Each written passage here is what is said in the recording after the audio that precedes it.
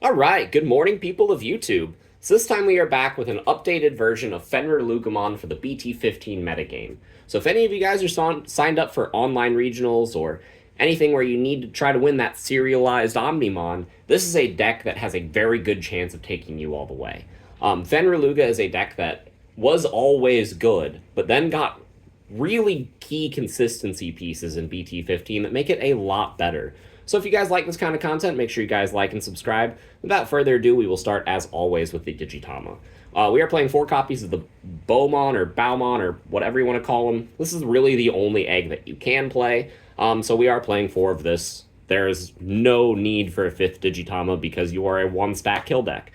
Sometimes you will use 2 or 3 stacks if you need to use Hell Loogarmon a bunch of times in the game, but this is the only egg that you will ever need to see. So going into the level 3s, like I said, you only need a couple stacks to win the game. So we are playing 4 copies of this Loogamon because it's the best one. Gives you a memory, tucks an AG, recycles the AG from the trash, gives you a memory as it's inheritable. This is a really good card. We do play 4 copies of the new Loogamon, helps us draw, helps us gain memory at the end of attack, and again, it is a Loogamon name, so whenever we are using our Hell Loogarmon effect, we do get to add one of these back to our hands. So these are really the only rookies that you need. And the inheritable effect to gain memory is really, really good. So you have to max out on both of these. And then I did want to play a 9th rookie because I didn't want to get too greedy. I did opt for the one of Labramon. So its inheritable effect is kind of a duplicate of these effects where if I play a Digimon, then I'm going to get to gain a memory. So it effectively does the same thing as the rest of my rookies, but it doesn't have the name Loogamon. So it is a little bit worse.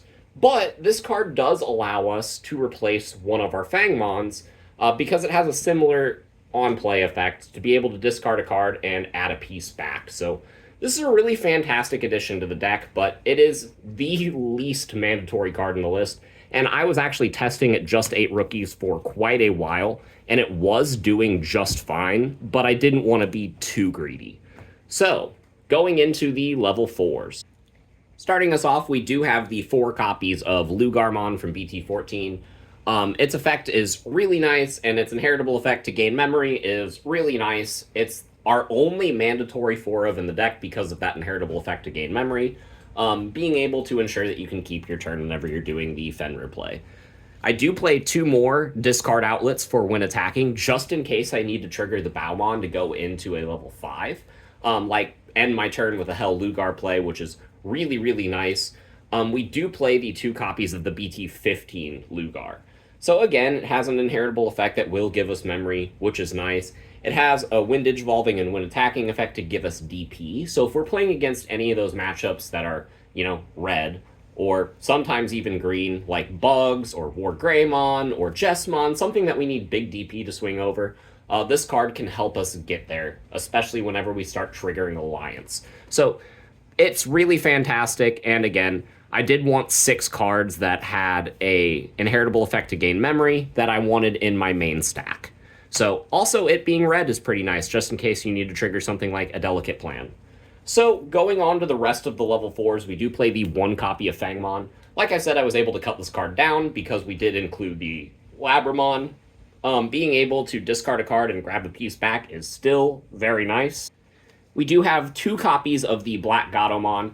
I didn't feel like you need 3, but I do think you need at least 2 in order to be able to start doing your maximum output for your Fenrir plays. This card is really good at closing out the game, and, just summoning rush bodies off of your level 5 and your level 6 is always fantastic. And then, the best card that BT15 gave us was the 3 copies of Tyrannomon that I'm playing. So, with this deck, what you want is you want to open with a bunch of boost cards like Training Boost, Purple Boost, Mist Boost, Analog Youth, cards that'll give you more searches and more value, and more staying power in the early game. This adds to those numbers. I see a lot of people playing less than 3. I think you could get away with 2, but I really value this card. It's a card that can evolve off of our Looga for just 2 memory if we ever need to. It's a blocker, so against decks like Numemon, Red Hybrid, or anything playing a lot of Ukomon, this card in the early game is really nice. Plus, we can float back a lot of blockers with Fenrir, with Looga. In case we ever need to like establish a defensive line, this card's always got our back. Not only that, but this is one of our best pieces to play off of Fenrir whenever we are establishing the combo, because this card will help us get more pieces into our hand and more pieces into our trash. Making it so that if our Fenrir does go down, we can establish a second line really easily. This card's great in the early game because it is one of the cards that does help you set up your trash, because you do need to set up your full line as well as get a couple level 4s into your trash, and this is just one of those cards that fills every role that the deck needed. So I felt like 4 was a little bit clunky, despite all the positive things that I've been saying about this card, because we didn't want to load our deck up with too many level 4s, even though that is one of the most important levels in the deck. But I don't see myself going any less than 3 anytime soon, because this card is very important in a lot of aspects. So, going on to our level 5s. Starting us off, we have one of the most important cards in the deck. We have the 4 copies of Looga. This card helps us draw a bunch of cards in the early game. It's our removal button. Just hard playing this card is actually really fantastic. And then it lets us float back a Loogamon from our trash, meaning that we can really get away with only playing 9 rookies, or even 8 rookies if you want to cut the Labra, because I don't really think the Labramon is needed. This card is really fantastic at getting everything that you need done.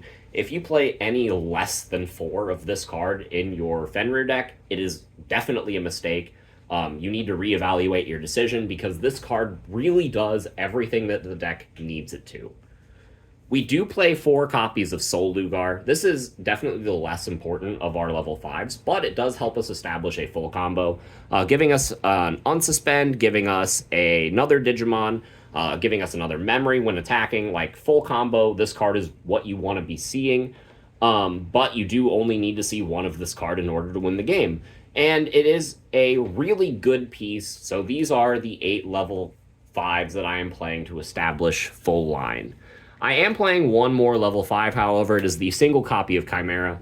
I felt like 2 was a little bit clunky, and this card kind of functions in the same vein as the blackgato, so it's like, if you bump this card up, then you can afford to go down on blackgatos. I felt like you needed at least 3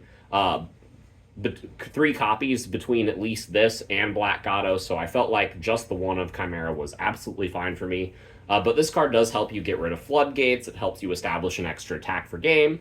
If your Fenrir stack goes down, you can take 2 level 4s that you had already used for Alliance, turn them into a Chimera, recycle your Looga from the trash, and then establish a second line. This is a really, really nice card to have in the deck as a Swiss Army knife, but you won't ever need it to close out game if everything goes right for you. And most of the time, if you establish the full line pretty early, like this deck is intended to do, everything should be going right for you. And in cases like that, this card does kind of feel like a brick, so I did feel like only 1 was fine. But let me know what you guys think in the comments down below, because I know this is the biggest point of contention when going to build this deck, is how many Chimeramon, if any, do you choose to play. So I'm electing to play 1. Let me know in the comments what you are choosing. For the level 6s, I am playing the 4 copies of Fenrir because it's mandatory. It's our big boss monster, goes super wide, gets a lot of attacks, you trigger alliance, you take out all their security, also blow something up to get an unsuspend. You know, this card is just the GOAT. It's really the only level 6 that you need to be playing. That being said, I am playing one more level 6. I am playing the single copy of Anubismon. Now, like the Labramon, I feel this card is entirely unnecessary in the deck. If you don't like this, feel free to cut it. But there are a lot of times where you have all the pieces for full line, you're just missing like an AG or something. If the piece you are missing is AG, going into Fenrir is not worth it. You lose too much value going into Fenrir without the AG. And in cases like that, Anubis is a lot better. And there are a lot of times in early game where you can use Anubis to pull out Helllugar if they start going way too fast against you.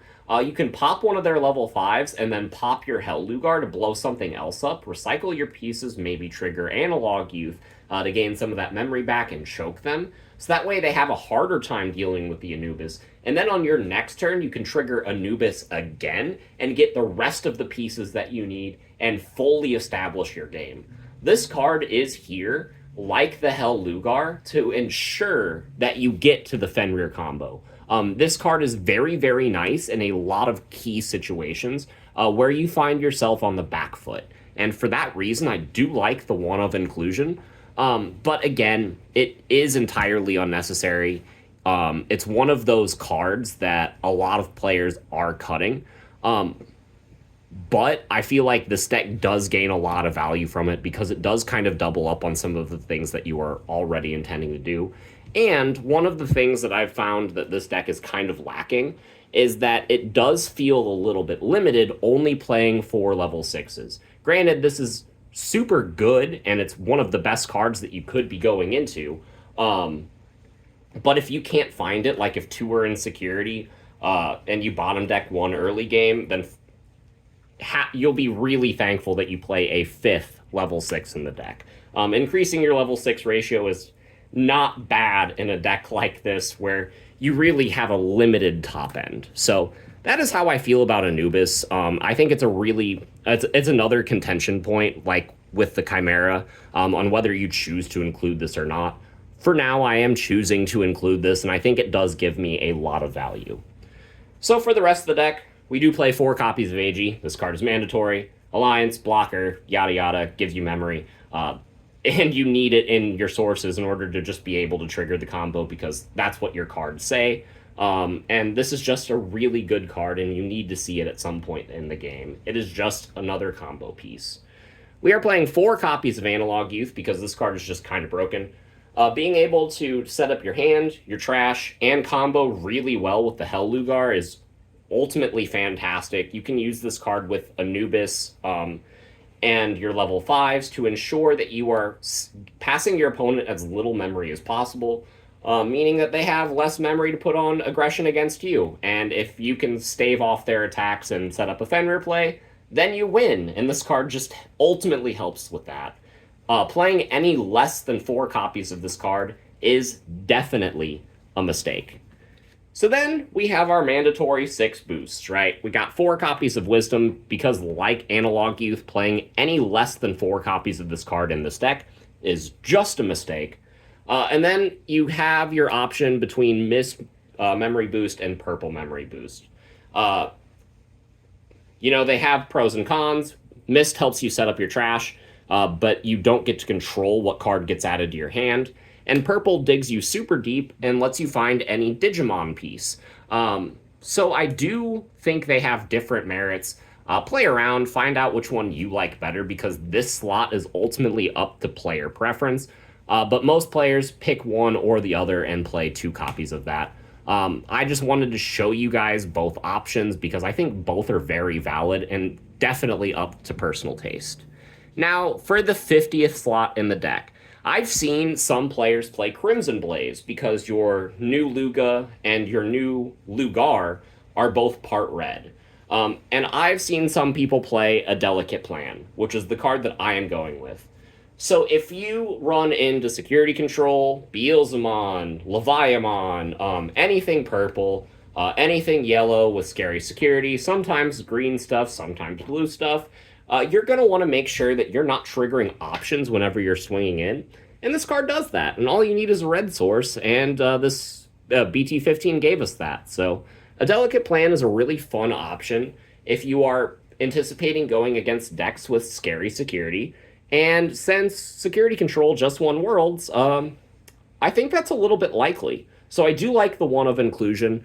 You will bottom deck this if you hit it off of any of your memory boost, and that's kind of sad, but for the games that you do draw it and you are playing against those matchups, you'll be thankful that you did see it. So that is it. That is the 50 cards that I am including in my Fenrir list. Let me know what you think in the comments down below, and we will see you all in the next video. Bye, everyone.